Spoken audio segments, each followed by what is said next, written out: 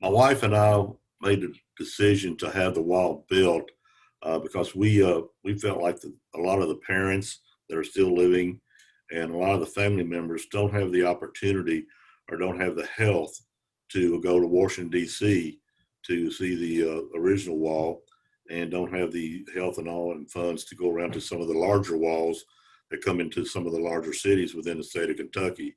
So we had this wall built that we could take around to each county in Kentucky, so the family members and all can have the opportunity to do a rubbing and actually touch the wall of their loved ones.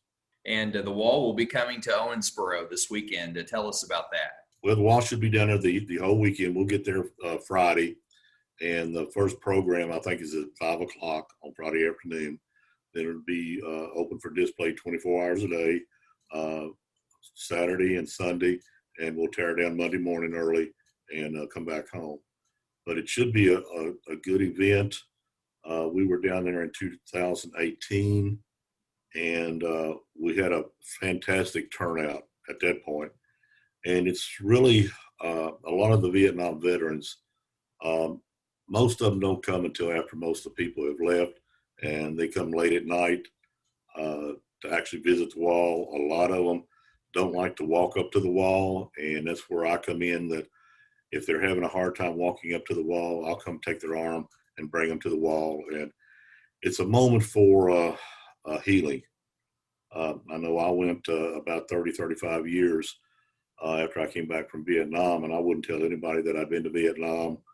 I didn't wear a hat. I didn't wear a shirt. I didn't talk about it or anything. And my wife at the time, they were having the wall with 58,000 in London, Kentucky, and she made me go down there and look at it or walk up to it. And when I did, I broke at that point.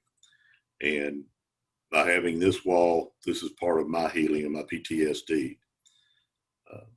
And a lot of the Vietnam veterans, have that problem. We didn't receive a welcome home when we came home.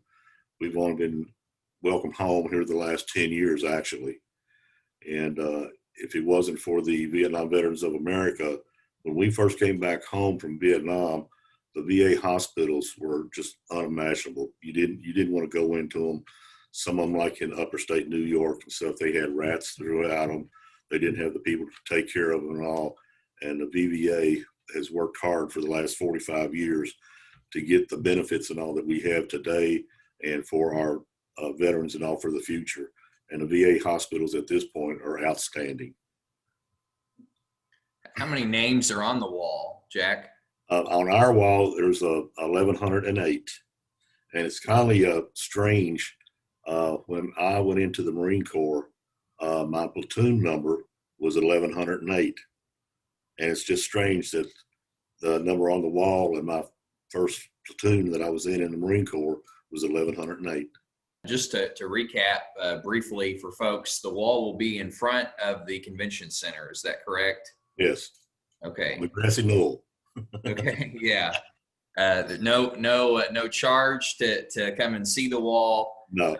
There will be a ceremony you mentioned at 5 o'clock on Friday. Correct. Okay. What do you want people, you kind of talked about, the meaning of the wall for you and for other, veterans of the Vietnam War, but, for people in Owensboro, for families, you think it's important for them to come out and see the wall? Oh, yes. Not only just veterans, but, individuals need to come and pay their respect to the 1,108 that we lost. And we still have 14 that is MIA, that they haven't recovered the remains or anything like that in the state of Kentucky. So, I mean, it's something that the general public needs to come and see and grasp what is, it'll reach out and touch you. It actually will. It'll reach out and touch you. Jack, if people want more information, I believe you have a website. Can you give us that address? Yeah, that website is www.kyvietnamwall.org. Okay. Jack, what else would you like to add? Anybody and everybody come out and visit the wall this weekend. It's going to be amazing. The location there in Owensboro is just unbelievable there at the Riverwalk. when we was down there a couple of years ago. The crowd was great. They welcomed us with open hands and open arms, and I think they'll enjoy the moment. And it's a moment of solitude.